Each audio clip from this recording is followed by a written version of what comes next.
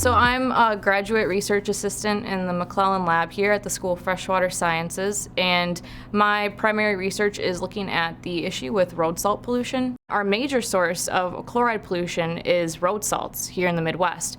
So we're applying all this road salt to keep our roads safe, but when we have our snow melt during the spring runoff events that we have, all of that road salt has accumulated in the snowbanks and enters our streams and rivers through these stormwater outfalls. What we want to do is assess what the ecosystem health at that particular stream or river looks like to tell us if it's impaired of chloride or not.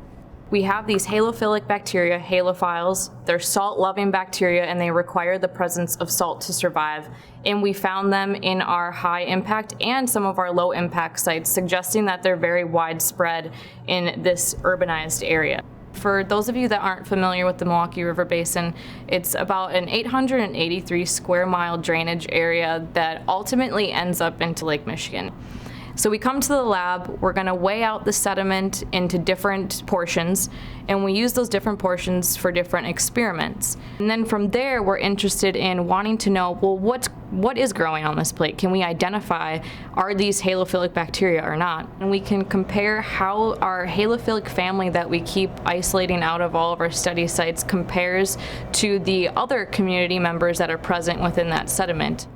With the sediment sample, we're extracting what we call the pore water. So what we do is we take the sediment and we can spin it down and then pipette the top layer of the water off, and that's what we're interested in measuring when we're measuring the chloride of that particular sample. And we use something called an IC. It stands for ion chromatography.